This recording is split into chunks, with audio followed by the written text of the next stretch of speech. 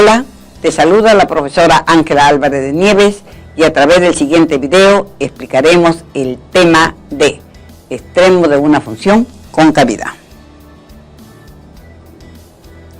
Presentamos el objetivo del tema y los contenidos correspondientes que explicaremos con la intención de facilitar tu aprendizaje.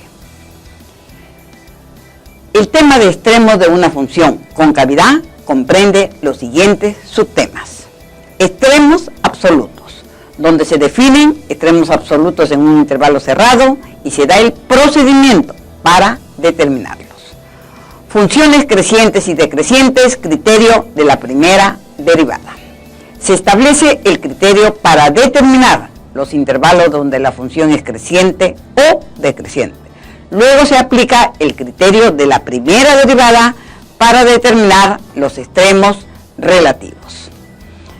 Concavidad, criterio de la segunda derivada. Se establece el criterio para determinar los intervalos donde la función es cóncava hacia arriba o cóncava hacia abajo. Luego se determinan los puntos de inflexión. A continuación explicaremos lo referente a funciones crecientes y decrecientes, máximos y mínimos relativos y criterio de la primera derivada y concavidad. Intuitivamente se considera que una función f es creciente cuando la gráfica de f sube a medida que x se incrementa y que es decreciente cuando la gráfica de f baja conforme x aumenta. Del análisis de los intervalos donde f es creciente o decreciente, obtenemos los extremos relativos de f. El recurso matemático que se usa es la derivada de primer orden. La derivada de segundo orden de f se utiliza para determinar en qué intervalos la función es cóncava hacia arriba o hacia abajo. Del análisis de la concavidad de la gráfica de la función f obtenemos los puntos de inflexión, como pueden observar.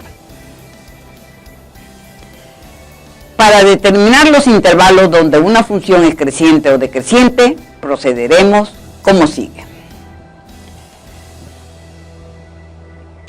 Determinamos los puntos críticos de la función que pertenecen al dominio de ella, es decir, los puntos del dominio de f donde la primera derivada es igual a 0 o la primera derivada no existe. Con estos puntos dividimos el dominio y generamos los subintervalos de prueba. En cada subintervalo de prueba se selecciona un elemento. Se determina el signo de la derivada en cada elemento seleccionado y ese es el signo de la derivada en cada subintervalo. Luego se aplica el criterio de las funciones crecientes y decrecientes. Por ejemplo, deseamos determinar los intervalos donde la función f de x igual 3x cuarta menos 4x cubo menos 12x cuadrado más 5 es creciente o decreciente. El dominio de la función es todo el conjunto de los números reales, por ser la función un polinomio. Siguiente, los puntos críticos. Lo obtenemos al derivar e igualar a 0, x igual menos 1, 0 y 2. Los subintervalos de prueba. Ubicamos estos puntos sobre la recta real, obteniéndose como subintervalo menos infinito a menos 1, menos 1 a 0, de 0 a 2 y de 2 a más infinito. Los puntos seleccionados en cada subintervalo son menos 2, menos 1 medio, 1 y 3. Los ítems 4 y 5 se resumen en el cuadro adjunto. El signo de la derivada en cada subintervalo son: la primera derivada es menor que 0 en el intervalo menos infinito a menos 1. primera derivada es mayor que 0 en el subintervalo menos 1,0. La primera derivada es negativa en el intervalo 0,2. Y la primera derivada es mayor que 0 en el intervalo 2, más infinito. Entonces la función es, podemos notar en el gráfico, si la primera derivada es menor que 0, decreciente. Si es mayor que 0, creciente. Si es menor que 0, decreciente. Y si es mayor que 0, creciente. El criterio de la primera derivada nos permite concluir lo siguiente.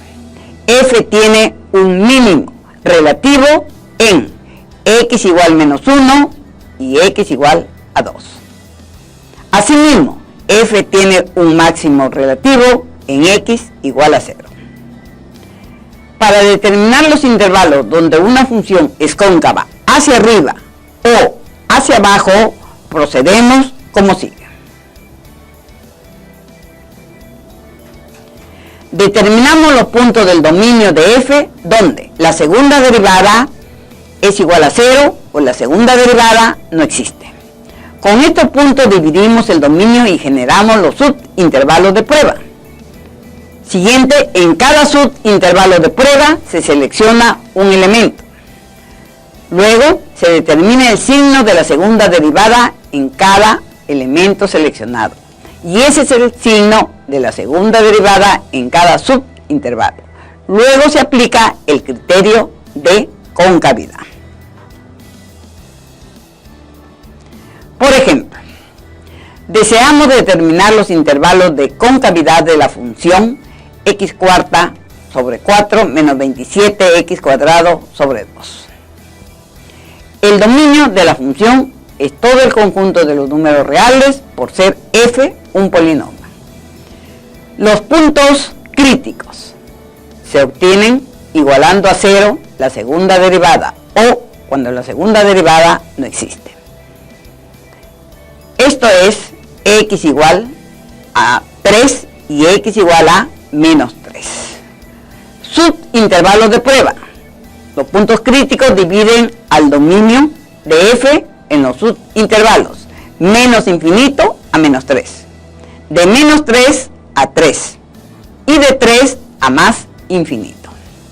Los puntos seleccionados en cada subintervalo son menos 4, 0 y 4. Los ítems 4 y 5 se resumen en el cuadro adjunto. El signo de la segunda derivada en cada subintervalo es: la segunda derivada es mayor que 0 en el intervalo menos infinito a menos 3. Por lo tanto, la función es cóncava hacia arriba. La segunda derivada es menor que 0 en el subintervalo menos 3 a 3. Por lo tanto, la función es cóncava hacia abajo. La segunda derivada es mayor que 0 en el subintervalo 3 a más infinito. Por lo tanto, la función es cóncava hacia arriba. Los puntos donde cambia la concavidad, la gráfica de f, recibe el nombre de punto de inflexión. Así tenemos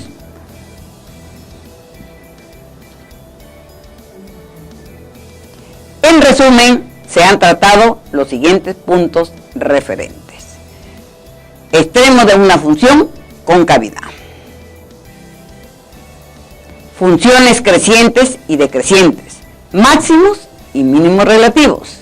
El criterio de la primera derivada.